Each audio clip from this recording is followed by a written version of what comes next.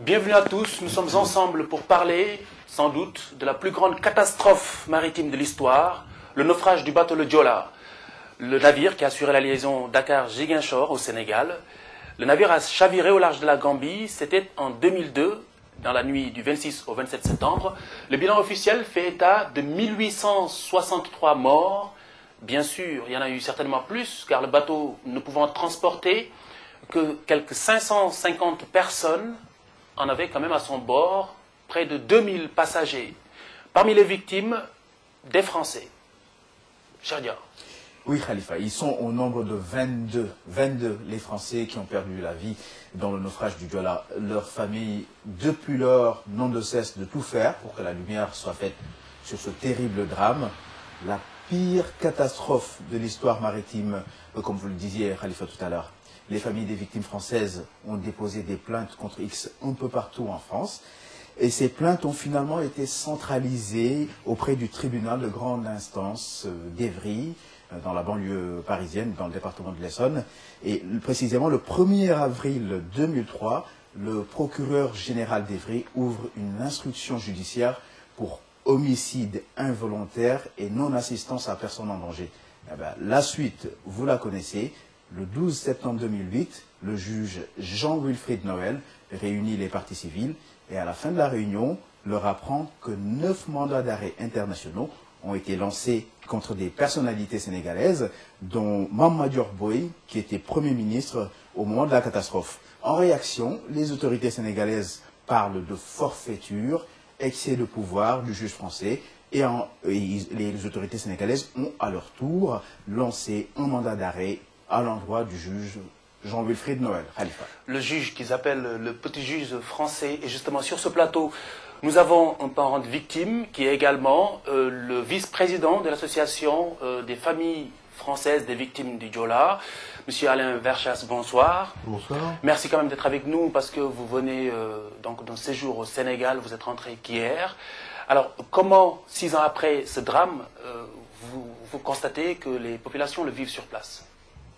Bah, ce que j'ai découvert en arrivant au Sénégal, avec les familles de victimes que nous avons rejoints, c'est que ce qu'elles attendaient est enfin arrivé. Elles se rendent compte qu'en France, la justice a suivi une ligne directe et que après cette instruction, le juge a fait son travail correctement. Et a priori, il aurait, lui, décidé d'émettre donc ces mandats d'arrêt internationaux. Et je peux vous assurer que pour toutes les familles de victimes qui sont représentées aussi bien par le CCFV à Dakar que l'Association nationale des familles de victimes Le à CCFV, c'est-à-dire? C'est le comité collectif des familles de victimes qui a été créé au lendemain du naufrage. Ce collectif d'ailleurs que l'État sénégalais avait tenté de dissoudre, je crois qu'il ne le pouvait même pas, et qu'il a ensuite mis en place pour remplacer ce collectif qui était un petit peu virulent à l'époque et qui était présidé par Guy Harris Ndoye. Il avait mis en place l'Association nationale des familles de victimes à Ziguinchor. C'était l'association de l'État en fait, l'association de l'État. D'ailleurs, l'association en question dont on parle, l'association ANFV de Ziguinchor, a en son temps écrit dans la presse qu'elle avait été mise en place par le président Wade. Donc c'est pas quelque chose que je viens d'inventer.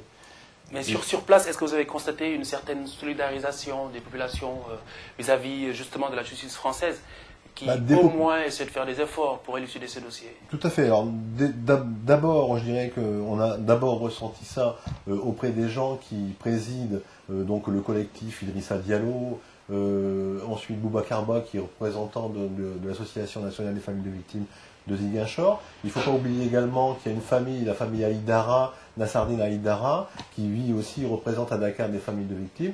Donc tous ces gens-là qui représentent les familles de victimes sénégalaises ont largement approuvé les décisions de la justice française. J'ai des documents écrits qui pourront vous montrer, avec signature à l'appui, suite à la conférence de presse qu'on avait fait à Dakar, qui montre cette unité. Et bien sûr dans la rue, parce que j'ai beaucoup voyagé au Sénégal, je ne me suis pas simplement limité à Dakar, je me suis déplacé en Casamance, tous les gens, quoi, toutes les familles, parce que là-bas, en Casamance en particulier, tout le monde a perdu quelqu'un. Et donc toutes ces familles-là, je peux vous assurer qu'elles elles nous ont bien reconnus, elles ont bien apprécié le travail qui avait été fait en France. Tout à fait, cher, on parlait du vide, hein, le vide que le bateau a pu laisser sur place. Ouais. Tout à fait. Mais est-ce que, quelque part, les familles des victimes sénégalaises, est-ce que des fois vous sentez une certaine envie de faire comme vous Ouais, oui, il y a une culture sénégalaise. Moi, j'ai découvert, je dirais, réellement le Sénégal depuis 2002. On est allé en 2002 une fois au Sénégal, 2 fois en 2003, et puis chaque année depuis 2003 jusqu'à aujourd'hui, régulièrement au Sénégal. Donc on a appris à comprendre les gens. On comprend bien en discutant avec les gens, que ce soit des chauffeurs de taxi, que ce soit des familles de victimes, aussi bien au nord à Dakar qu'en Casamance, elles ont toutes quelque chose à dire. Et bizarrement, elles n'osent pas trop parler.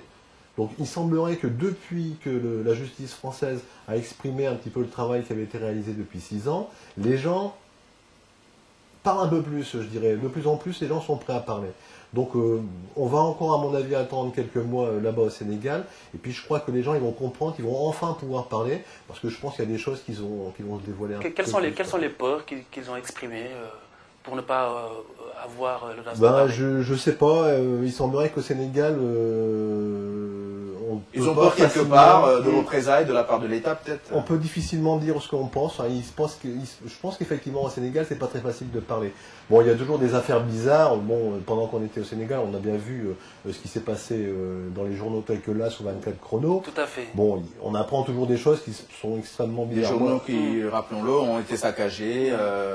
Voilà, donc bon, moi on lit régulièrement la presse sénégalaise. Bon, là j'ai rangé ce que j'avais à côté de moi, mais vous avez vu que j'avais ça de presse sénégalaise, et il y a toujours des faits bizarres, je trouve, effectivement. Donc dire que les gens craignent quelque chose au Sénégal, oui, je veux dire, faut pas se voler la face, c'est évident, quoi. C'est évident. C'est évident aussi. Alors, cher, qu'est-ce que vous en pensez, juste pour commenter un peu, on peut se permettre quand même. Je sais pas trop, mais je crois que Monsieur Verchard, ce qui est sur place, je crois est beaucoup plus au fait que nous, je crois, de la chose, et a été beaucoup plus en contact avec les Sénégalais pour savoir vraiment ce qui est ressenti. Ouais. Mais c'est vrai que quelque part, quand on est en France, on a plus de, on a plus de latitude, hein, on a certainement plus de liberté. Plus de liberté, exactement, ouais, pour pouvoir exprimer ce qu'on pense. Et qu'est-ce que vous pensez réellement de l'attitude de l'État sénégalais, en fait, des autorités sénégalaises? Sur quel point en particulier? Justement, le dossier qui n'évolue pas, qui n'a pas évolué depuis le début. Le dossier a été classé sans suite par la justice sénégalaise. Je vais vous arrêter tout de suite, vous allez vite comprendre ce que je pense. C'est que le président Wade, aujourd'hui, n'a qu'une seule volonté. Aujourd'hui et depuis le 27 septembre 2002, allez, on lui accordera quelques jours, il n'a qu'une seule volonté, c'est que le mot Diola disparaisse du langage sénégalais. Alors, Diola, pourquoi selon vous, en fait? Ça lui laisse peut-être une mauvaise trace. Vous savez, le président Wade, c'est quand même quelqu'un qui a dit « Pourquoi ça m'est arrivé à moi ?» Il aurait peut-être préféré que le même drame arrive sous le mandat de quelqu'un d'autre, il faut croire. Donc l'important, c'est pas que ça arrive sous son mandat, que ça tue 2000 personnes. L'important, c'est que ça se passe sous son mandat. Ça le gêne un peu, quoi. Mais je pense qu'il va se le coller pendant assez longtemps. Comme l'a dit Idrissa Diallo il n'y a pas tellement longtemps à une émission de 2S TV, la vérité sur ce drame, on la saura. Comment c'est qu'elle ne viendra pas du Sénégal? On la saura peut-être par la vérité, on le sait, mais on va camoufler, on n'ose pas trop. Et justement, dans cette lancée-là, il y a eu un internaute de wanel.com qui nous a envoyé une question, qui s'adresse à vous, bien entendu. Il nous dit, il s'appelle Pam Moussa Samba, il nous a écrit de Brest. Ne pensez-vous pas que le vrai responsable reste le président Wade, dans un pays où le Premier ministre ne fait qu'exécuter les ordres du président? Pourquoi s'en prendre aux subalternes par un mandat d'arrêt international pendant que le patron qui donne des ordres dort toujours tranquillement? Mais il y a plein de patrons qui dorment tranquillement au Sénégal. Vous savez, le commandant Diarra était sous les ordres d'une autorité.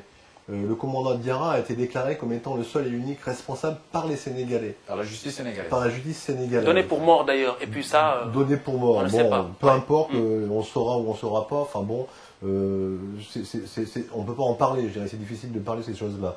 Par contre, ce qui est évident, c'est que la justice sénégalaise avait déclaré le commandant Idrissa Diarra comme étant le seul et unique responsable, sous prétexte qu'il était le seul maître à bord et qu'il était, lui, capable de dire s'il y avait trop de monde, pas trop de monde, bon état de navigabilité, etc. sur ce bateau. Enfin, moi, ce que je constate, c'est que là-bas au Sénégal, les chefs, les autorités, ne se sentent pas responsables, alors que c'est évidemment elles qui ont intimé l'ordre, je dis bien, au commandant Idrissa Diarra de prendre le navire et de le ramener à Dakar. Ça s'est su de tout le monde là-bas en Casamance. Alors, lui, il ne voulait pas remonter. Et ce que moi je voudrais souligner là-dessus, justement, c'est que le commandant Diarra, en tant que militaire, et ça ressort dans une enquête qui a été faite par notre confrère Abdelatif Koulibaly, il était sous les ordres. Il était sous les ordres. En tant que soldat, il l'exécutait, mais il a avoué à un de ses proches avoir été au courant, de toute façon avoir été conscient du danger qui planait. Et puis, cher certainement, vous le rappelez, nos confrères qui ont fait la traversée inaugurale du bateau avec 2 ministres de la République à bord ont bien souligné que ce bateau-là ne tenait pas la route. Mais à l'époque, comme Wade avait promis au peuple sénégalais que la liaison serait rétablie et que sur la route, il y avait encore la rébellion ou en tout cas des coupeurs de route, bien, il fallait que le bateau commence ses navettes et puis voilà, ils ont fermé les yeux, ce sentiment-là. Il y a eu, moi, depuis 6 ans qu'on discute là-bas avec beaucoup de gens là-bas, au Sénégal, la pression, elle venait de... D'abord, c'était une promesse qu'avait fait Wade, bien sûr, de remettre le bateau à l'eau. Il y avait une pression aussi des cadres casamançais, il ne faut aussi pas les oublier. Il me semble qu'il y avait des cadres casamançais, notamment représentés par Atepi. Atepa, Pierre Goudiaby Atepa. Ouais, Pierre Goudiaby Atepa, qui mettait aussi la pression pour qu'on mette en place le bateau. Bon, pourquoi, peu importe, moi, j'étais pas là au moment des faits. Mais enfin, cette pression, elle existait, quoi. Maintenant, pour répondre rapidement à la question que vous me disiez, pourquoi, que posait votre internaute, pourquoi on s'est adressé donc à ce niveau de hiérarchie, donc Mme Boy Dior, Yumba Sambou, qui était ministre de la Défense, je crois, à l'époque, des Forces armées, le général Babacar Gaye.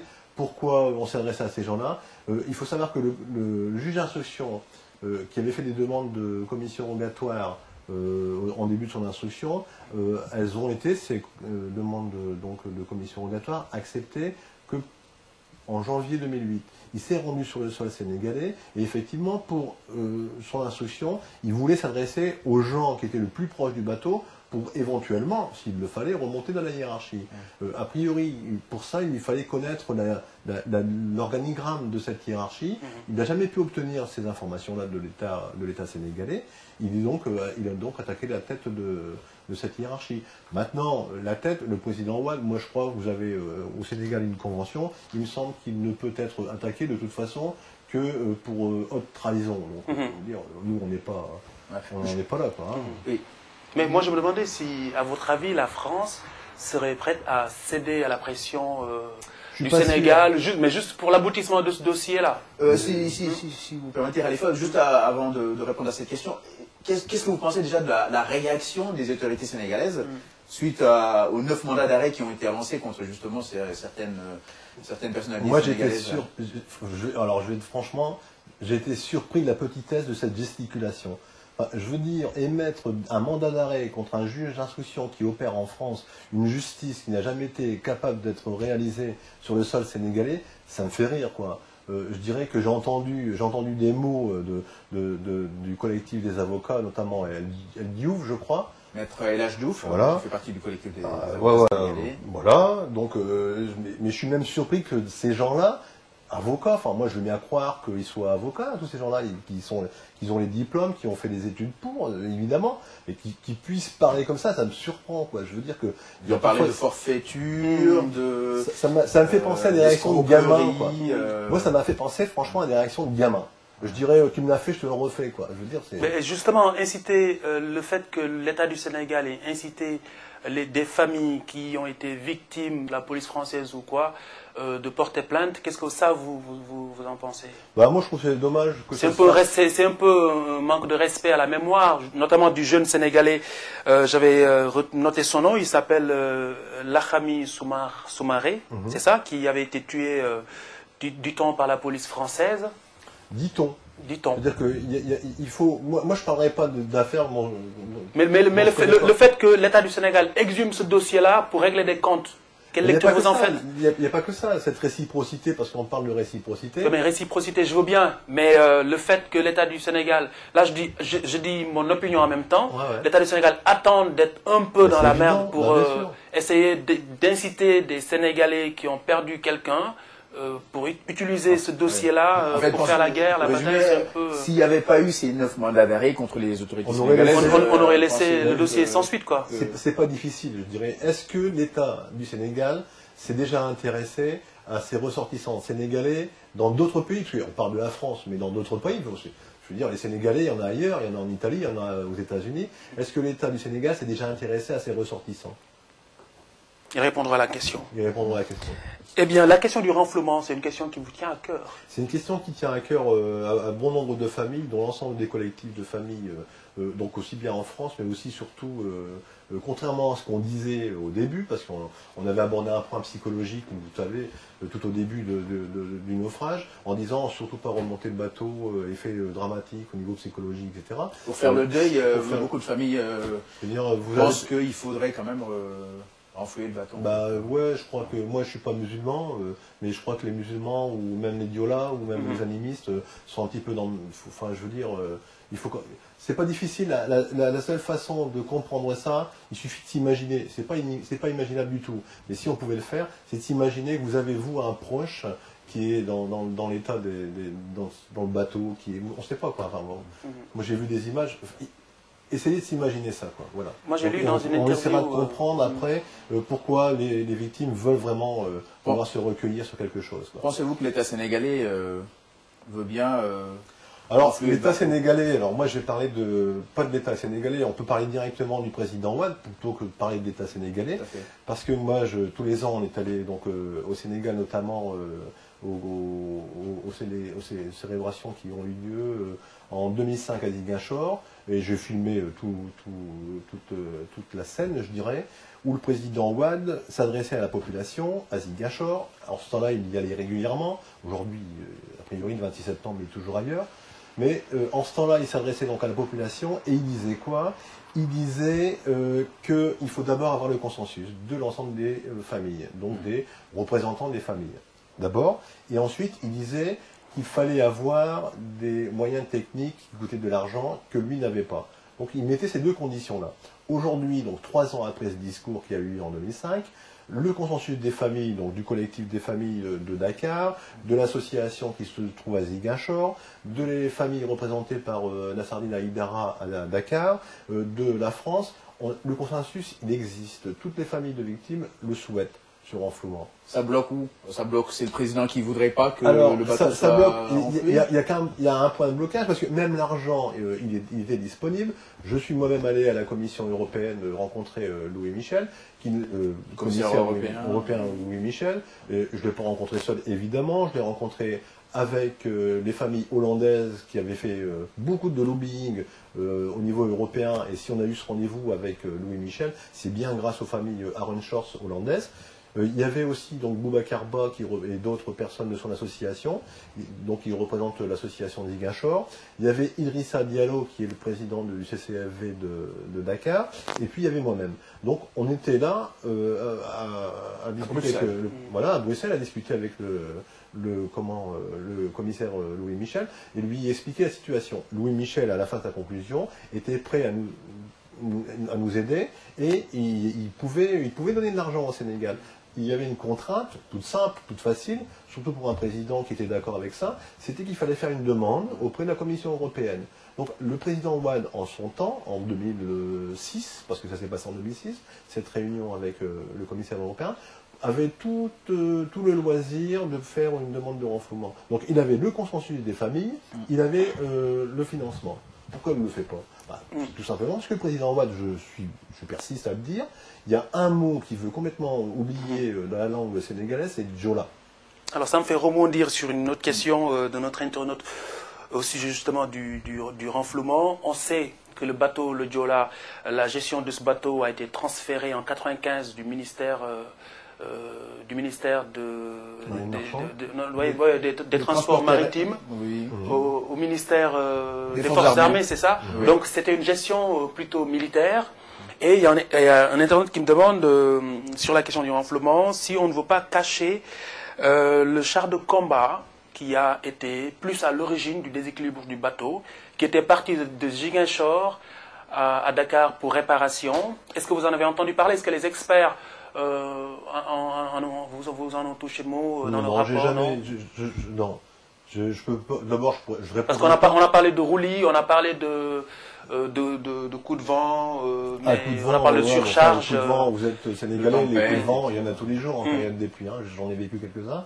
Ça faisait, puis parler de coups de vent qui renversent le Djola, alors qu'il y avait des pirogues gambiennes aux alentours, je veux dire, c'est assez fort quand même. Donc c'est pas le coup de vent qui a renversé le Djola. Il y avait un problème, c'est sûr. Hein. Moi j'ai des témoignages filmés de rescapés qui disent bien que le bateau a chaviré sur 2 minutes. Le rescapé français le dit également.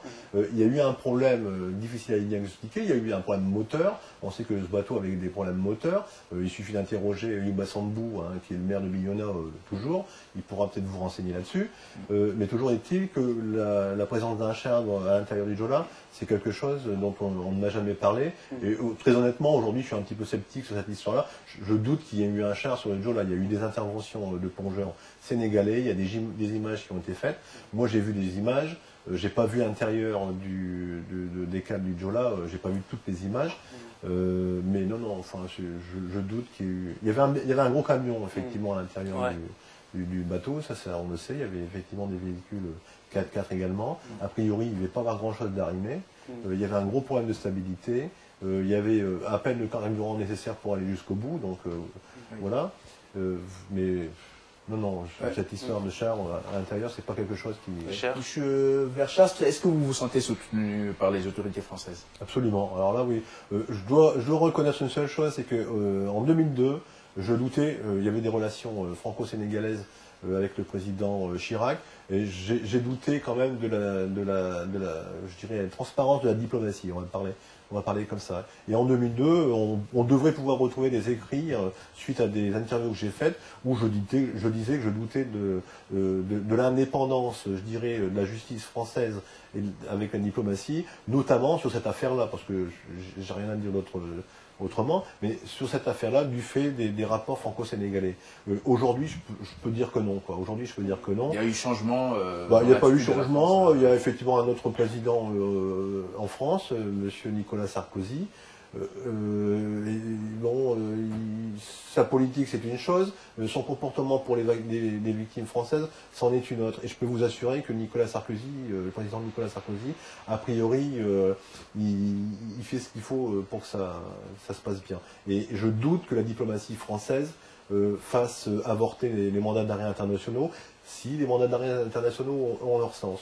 S'il y a des problèmes de procédure, et je reste dans le cadre juridique, s'il y a des problèmes de procédure, si le juge s'est trompé en émettant des mandats d'arrêt internationaux, c'est une chose. Mais ce n'est pas la diplomatie française qui dira Monsieur le juge, retirez vos mandats d'arrêt internationaux. J'en doute. À votre avis, la justice suivra son cours? Ah, tout à fait. Le juge d'instruction, en tout cas, il a la ferme intention de continuer son instruction. Et je suis persuadé, mais pratiquement à 99,99%, qu'il n'y aura aucune influence, pour pas dire 100%, qu'il n'y aura aucune influence de la diplomatie française pour forcer le juge à retirer ses mandats d'arrêt internationaux. Juste un point peut-être un peu plus sensible. On sait que vous êtes parent de victime. Excusez-moi, c'est un petit peu la différence entre la France et le Sénégal. Très bien. Alors, vous êtes parent de victime, c'est un peu plus sensible. Vous avez perdu votre fille qui avait combien à l'époque? 20 ans à l'époque. Elle aurait eu combien 26 ans aujourd'hui. Alors, 27 ans en décembre. Ouais, mais quel sentiment vous avez? Qu'est-ce que vous ressentez quand l'État du Sénégal entame un bras de fer dans une histoire pareille qui devrait être élucidée? Quel est votre Mais moi, sentiment je en tant que parent de victime déjà? Mais moi, je trouve honteux ce qui se passe, quoi, parce que je trouve honteux parce que je veux dire qu'il y a un drame. Quel que soit le drame, qu'il y ait 2000 victimes ou qu'on ait 10, quoi, hein. Il y a un drame, il y a des victimes, il y a des responsabilités ou pas. Pour savoir s'il y a des responsabilités ou pas, on fait une instruction à charge et à décharge. C'est-à-dire que le juge d'instruction français n'est pas là pour obligatoirement satisfaire un éventuel désir de vengeance des Français. C'est pas le but de l'instruction, quoi. C'est à charge et à décharge. Donc il faut laisser l'affaire se faire. Nous, au niveau de la justice, le juge qu'on a rencontré récemment nous a remercié, nous, association française, de lui avoir fichu la paix pendant son instruction. On ne lui a mis aucune pression, contrairement à ce qu'on a entendu. On l'a toujours laissé bosser. C'est lui qui venait vers nous pour nous demander de nous donner des informations. On a alimenté son dossier en fonction des éléments dont on disposait. On en disposait, nous, de quelques-uns après nos déplacements au Sénégal. On les a mis à la disponibilité de la justice française. C'est pas nous qui avons traité le dossier, quoi. Donc, je dirais que je trouve honteux que l'on empêche, je dirais, une vérité d'être connue. Une vérité. Alors, au lendemain, c'est une vérité. Au lendemain du naufrage, le président Wade avait bien dit qu'il y avait eu des responsabilités oui. en plus haut niveau. Il avait limogé certains chefs de département. Il avait fait administrativement. Administrativement, parce que de toute façon, ils ont été enlevés de la tête de leurs départements respectifs pour être affectés ailleurs. Et c'était même une certaine promotion. C'était un peu bizarre. Qu'est-ce que cela vous inspire aujourd'hui? Ouais, on est bien d'accord. Mais qu'est-ce que cela vous inspire? Le fait de soi-disant les sanctionner, mais en même temps... Il y a deux choses. Il y a deux choses. Je dirais qu'il y a eu un premier rapport qui a été fait à la demande du président Ouad, le rapport Madani, qui aujourd'hui est sur le net, qui déjà là mettait en évidence, je dirais, beaucoup de choses, quoi. Donc déjà, avec ça, il y avait de quoi faire pour aller un petit peu plus loin, quoi. Donc le président Ouad, bizarrement, alors, il a dit quand même des tas de choses qu'il allait faire. L'État est responsable, etc. Donc ce qu'il a dit n'a jamais été suivi des faits, quoi. Le problème, il est là. Donc comme ça n'a jamais été suivi des faits, aujourd'hui, il y a eu une instruction qui a été faite ailleurs, qui, elle, a suivi son... Puis l'instruction n'a pas été faite par les victimes, elle n'a pas été faite par le président français, elle a été faite par un juge d'instruction qui est un représentant de la justice française, point. Oui, il y a aussi, M. Verchast, cette histoire de mémorial aux victimes. Je crois savoir qu'il était prévu qu'il y ait un mémorial dédié aux victimes du Diola. Ça aussi, oui. Et qu'en est-il devenu? Alors, écoutez, on a fait, il y a eu, évidemment, aujourd'hui, on est le 13 octobre, il y a eu une commémoration, donc en septembre, 26 septembre 2008, qui a eu lieu donc au cimetière, j'y étais, avec d'autres familles sénégalaises et d'autres représentants de familles sénégalaises, évidemment. Cette année, on est resté sur Dakar, on est allé sur le cimetière de Mbao, on est allé à la place du souvenir, alors il faut que je vous en parle de cette place du souvenir, à Dakar, sur la corniche ouest, et puis ensuite, on est allé au cimetière Saint-Lazare, où il y a eu des prières au cimetière Saint-Lazare, à Dakar. Donc, place du souvenir. Alors, c'est une belle affaire parce que ce qu'il faut savoir, c'est qu'au lendemain du drame, le président du Ouad, à l'endroit où se trouve aujourd'hui la place du souvenir, sur la corniche ouest, a déclaré que, comme c'était, alors plus que déclaré, comme c'était ici que se sont retrouvées les familles de victimes au lendemain du naufrage, et qu'il y a eu, je dirais, des discours qui ont été réalisés, il avait déclaré cet endroit comme étant uniquement réservé à la mémoire de ce qui s'était passé du Diola. Donc, le nom de place du souvenir a été créé, je dirais, au lendemain de ces discours qui ont eu lieu juste après le naufrage. J'ai pas envie de vous couper, mais est-ce que cette place n'a pas été phagocytée par attendez, le CI, là? Vous m'interrompez pas, effectivement, ça a été plus que phagocyté, parce que aujourd'hui, cette place du souvenir, moi j'y suis allé, donc sur cette place du souvenir, il y a deux panthéons, deux bâtiments qui servent, donc qui vont servir et qui servent déjà, soit à faire des défilés de mode comme ça se fait déjà, ou ça va bientôt encore se faire, ou soit réservés, je dirais, à des grands intellectuels du pays. Donc ça c'est une belle chose, mais le problème c'est que c'est bien de penser aux intellectuels du pays, mais le problème c'est que cette place-là, elle a été dédiée au Djola. Et quand le collectif du Mémorial Musée a demandé au ministre de la Culture de pouvoir réintégrer cette place qui avait été, comme vous dites, phagocytée, pour la réserver aux musées qu'on veut créer, que toutes les familles veulent créer, à cet endroit-là. Le ministre de la Culture a écrit, a fait comprendre, parce que tout ça a été fait par écrit, a fait comprendre que chercher un autre endroit parce que cet endroit-là, il est dédié à ça et à ça. Le problème, c'est que ces gens-là, ils ont quand même oublié que le président Ouad lui-même avait écrit un décret au journal officiel qui réservait exclusivement cette place-là pour les familles du Djola, pour la création du mémorial musée. Donc je suis un peu, moi, surpris. C'est un laxisme ou c'est un manque de coordination au niveau des autorités? Je pense que c'est une erreur, on va dire. Moi, je pense que ça ne peut être que ça. Au Sénégal, on sait comment sont les erreurs. Ça peut être une erreur du ministre de la Culture qui a oublié peut-être de se renseigner auprès du journal officiel, où il aurait pu se rendre compte. Je vous rassure, au niveau du ministère de la Culture au Sénégal, il y a eu une valse pas possible. Au moins 5 chefs de département en moins de je ne sais pas combien de temps, en un temps record en tout cas. Il y a eu, certainement, donc le dernier arrivé n'était pas au courant du bulletin officiel, du décret publié au bulletin officiel, et il aurait dû se renseigner, parce que ce décret était quand même un décret présidentiel, quoi.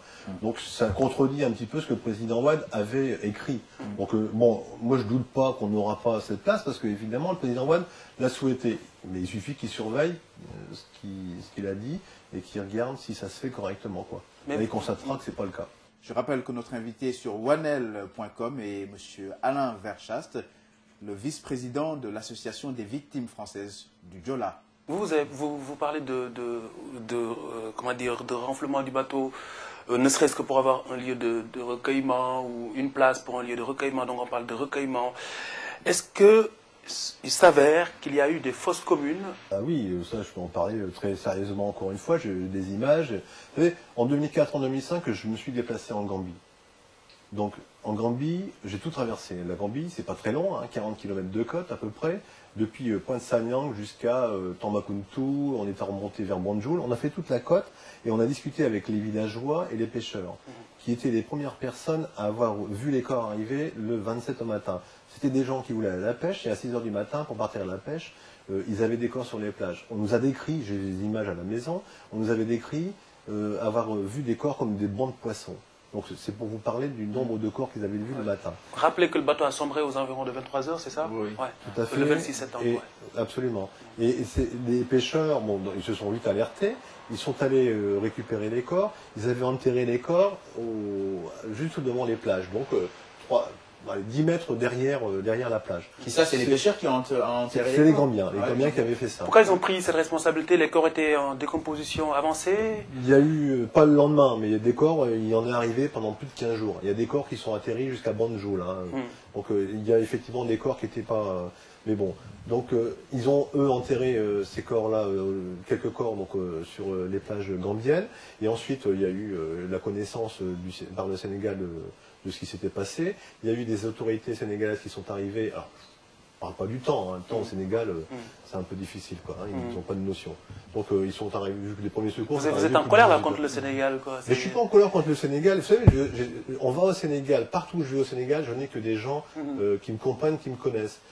Là où je suis en colère, c'est contre les gens qui n'ont pas fait leur boulot. C'est pas, je parle pas du chauffeur du taxi, je parle pas de la banabana, cela, il y a aucun problème. Parce que vous êtes définitivement lié au Sénégal pour y avoir perdu votre fille. Intimement lié avec le Sénégal, bien sûr. Mais c'est des autorités qui n'ont pas fait ce qu'il y avait à faire en temps et en heure, quoi.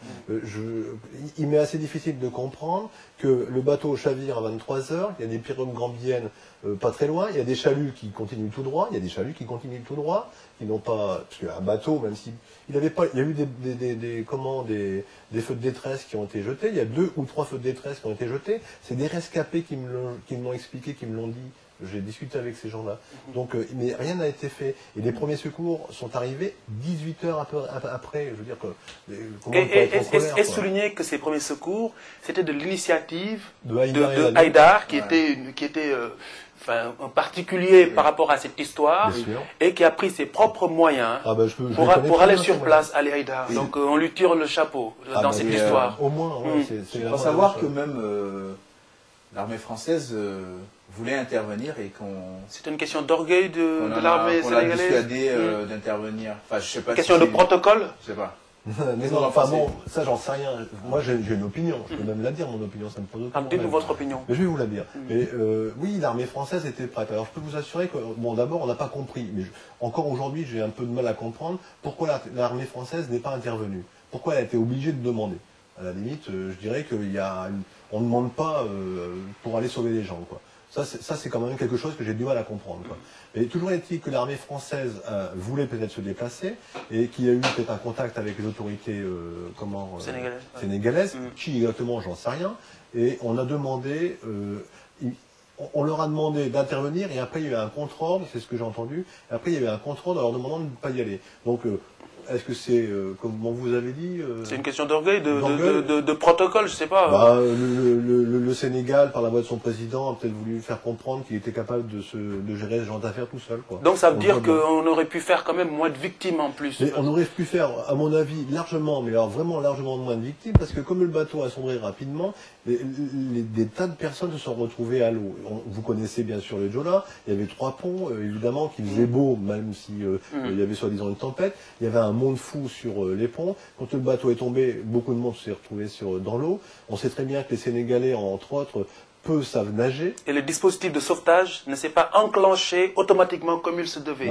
C'est aussi un autre problème. Attendez, moi, il y a des rapports, il y a des expertises, il y a un dossier d'instruction qui fait 19 tomes et il y a un rapport qui fait près de 300 pages, un rapport d'expertise. Donc, est-ce qu'ils existaient, ces balises hydrostatiques? Balises hydrostatiques n'existent pas. Il n'y en a pas. Il n'y en avait pas. Il n'y avait pas de balises hydrostatiques qui se déclenchent dès la mise en contact de l'eau. Il n'y avait pas ça sur le bateau. Il y avait une radio qui était défectueuse. Le rapport Madani le disait déjà. Hein. Il y avait un groupe électrogène qui était situé je ne sais pas où. Enfin, il y a plein de choses de cet acabit-là. Donc, je veux dire que... Voilà, donc aujourd'hui, franchement, on ne peut plus continuer à spéculer sur les responsabilités, on les connaît. Il faut maintenant que la justice prenne la chose en main. Enfin, nous, on les connaît. Le juge, lui, semble les connaître. Maintenant, effectivement, il veut entendre des gens et il faudrait que les gens s'expriment, c'est tout. Et puis après, on verra. Il y aura un procès, ça c'est sûr. Il faut qu'il y ait un procès. Et puis, vous avez dit quelque part que le meilleur endroit pour un procès, c'est en France. Ouais, il n'y a pas d'Américains, donc on peut difficilement le faire aux États-Unis, quoi, le procès, quoi. Donc, effectivement, ça pourrait être bien aussi aux États-Unis, quoi. Alors, quelle démarche est-ce que vous envisagez si le dossier traîne de plus en plus? Non, je ne vois pas pourquoi il traînerait. Aujourd'hui, je dirais l'instruction pour le juge a pratiquement terminé son instruction, quoi. Je veux dire, il y a... des mandats d'arrêt internationaux sont lancés, mais on n'a pas encore mis la main sur ces personnalités. Ouais, mais bon... Pensez-vous qu'un jour... Vous savez, ces personnalités, à mon avis, je connais un petit peu le Sénégal, elles sont certainement bien logées à Dakar, mais à mon avis aussi bien logées ailleurs. Donc, si elles veulent profiter de leur logement ailleurs, peut-être qu'elles seront obligées de sortir du Sénégal, quoi. Ou si elles sont invitées chez des amis ailleurs. Est-ce que la chasse est lancée?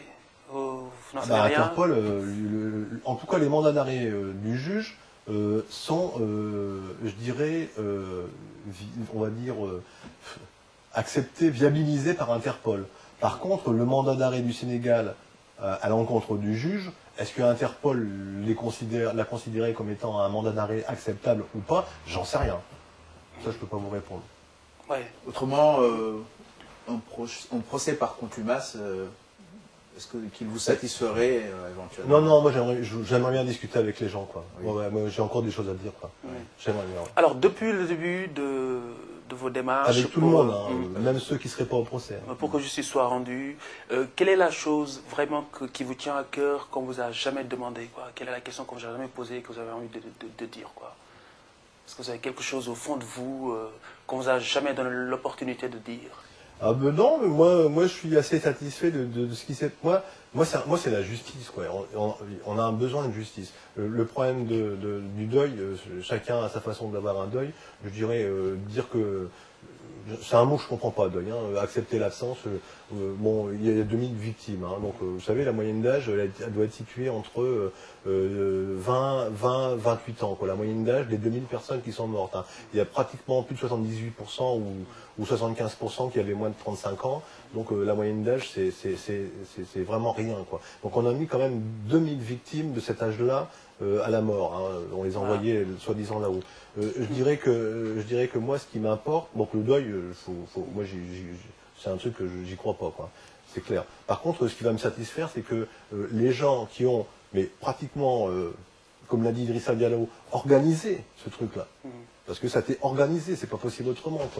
Très bien. Alors, comme nous ne sommes pas très loin de la fin de cette émission, cher, vous avez certainement une question. Juste pour rebondir sur ce que M. Verchast disait, organisé. En fait, vous dites que c'est un crime organisé en quelque sorte. Idrissa Diallo disait que c'était un crime organisé. Idrissa Diallo, avec qui j'avais fait une émission à 2STV il n'y a pas tellement longtemps, expliquait que c'était impensable autrement.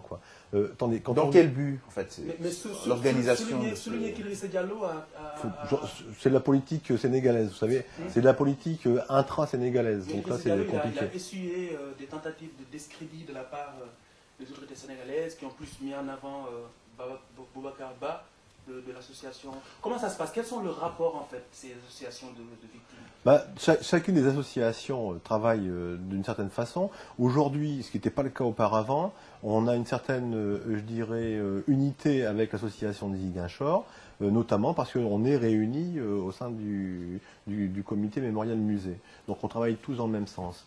Maintenant, je dirais que Boubacar Ba, qui a fini par, à l'époque, en son temps, avouer que c'était une association qui avait été mise en place par le président Wade, c'est écrit dans la presse, je peux vous retrouver l'article, aujourd'hui a certainement compris que c'est le chemin qu'il devait prendre.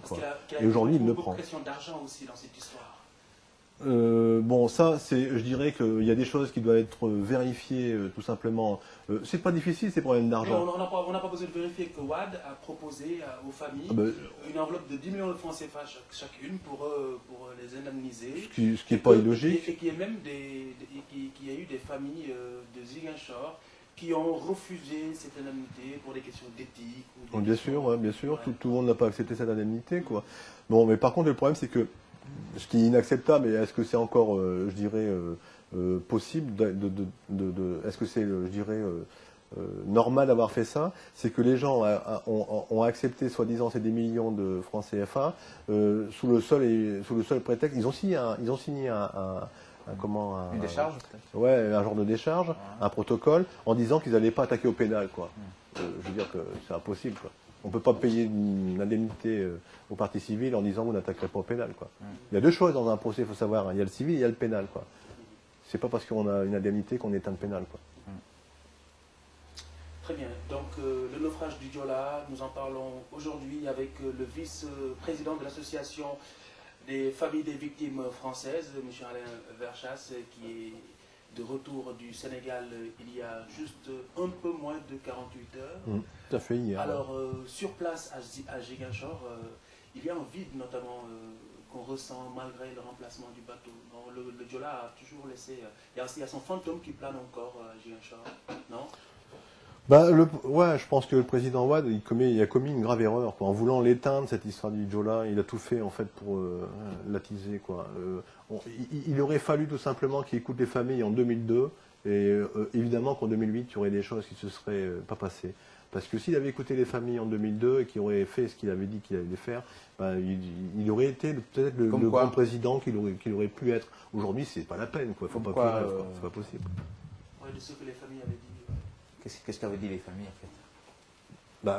Les familles ont demandé à avoir une justice, ont demandé le renflouement du bateau, ils ont demandé à comprendre. C'était pas grand-chose à faire, Il suffisait de faire ce qu'il y avait à faire dans le cas d'un tel accident, Là, ça fait depuis 2002 jusqu'à 2008, c'est pas fini peut-être, mais on verra bien, où il fait tous les efforts inimaginables pour, et je vous dis, je vous répète, éliminer le mot Joola du vocabulaire sénégalais, Mais il faut pas rêver, il n'y arrivera pas, Alors, il le voit bien aujourd'hui, Est-ce que vous avez une idée de l'avancement de la procédure? Aujourd'hui, non. Moi, je suis rentré donc du Sénégal. Vous savez, il y a eu une émission des mandats d'arrêt internationaux le 12 septembre. Je me suis rendu sur le sol sénégalais le 21. Il y a eu des fêtes. Donc, c'était quand même les célébrations, les prières, etc. Donc, il y a eu ça. Ensuite, je suis rentré du Sénégal hier. Je me donne un petit peu de temps pour prendre connaissance un petit peu avec les avocats de l'association de l'état de la procédure, quoi. Bon, maintenant, j'ai appris pas mal de choses sur ce qui s'est passé au Sénégal. Par contre, parce que j'ai à côté de moi pas mal de presse, où là, effectivement, ça va. Vous avez halluciné? J'ai halluciné, oui, on peut dire ça comme moi. Ouais, ça, c'est, moi, c'est les réflexions. Enfin bon, ouais, j'ai halluciné. Ouais, c'est exactement ça. Ouais. Le pire, c'est émission d'un mandat d'arrêt en compte du juge. Quoi, j'avoue que, wow, Est-ce que vous avez envie de dire quelque chose, notamment à la famille du petit Soumaré, du jeune Soumaré qui a été soi-disant assassiné du temps par la police? Bah non, oui, bien sûr que je peux dire des choses. Le seul souci, c'est que je connais pas réellement bien l'histoire, donc je vais difficilement en parler. Moi, je dis qu'ils peuvent quand même essayer de faire confiance à la justice. Maintenant, effectivement, si s'est passé quelque chose qui n'est pas normal, que ce soit en France ou ailleurs, mais pas seulement au Sénégal, n'importe où, je dirais qu'il faut lever le voile. Il faut arrêter de... Sur le fait que l'État du Sénégal souhaite utiliser cette mort comme... Bah, le problème, il est là, quoi. Moi, je pense que aujourd'hui, parler de cette affaire-là, comme parler d'autres affaires, quoi, c'est manquer un peu de respect vis-à-vis des familles. Vous savez, moi, j'ai montré un mail avant d'arriver, qui disait donc le président de l'association des victimes de l'hôtel Paris Opéra nous disait qu'il y avait des familles au sein de son association qui subissaient une pression du consulat du Sénégal, ici à Paris, pour ramener ces familles-là au Sénégal, tout frais payé, afin que là-bas au Sénégal, elles puissent porter plainte, quoi. Et on leur disait de faire ça dans les 48 heures. Et c'est les familles elles-mêmes qui ont demandé un délai de réflexion. Je trouve ça aberrant, quoi. Alors, merci Monsieur Alain Verchas d'avoir été avec nous, même si vous rentrez fraîchement du Sénégal. J'espère que vous avez passé un bon séjour. Oui, malgré toute la colère contre les autorités. Vous savez, c'est pas avec les autorités que je passe mon séjour, donc je suis dans les villages de Casamance et c'est avec eux que ça se passe. C'est tant mieux. Merci de nous avoir suivis. Nous étions en compagnie de Monsieur Alain Verchas, le vice-président de l'association des familles des victimes françaises du bateau le Joola, qui a sombré, je le rappelle, dans la nuit du 26 au 27 septembre 2002, avec près de 2000 morts. Sans doute la plus grande catastrophe de l'histoire maritime mondiale. À très bientôt sur OneL.com. Au revoir. Au revoir. Merci.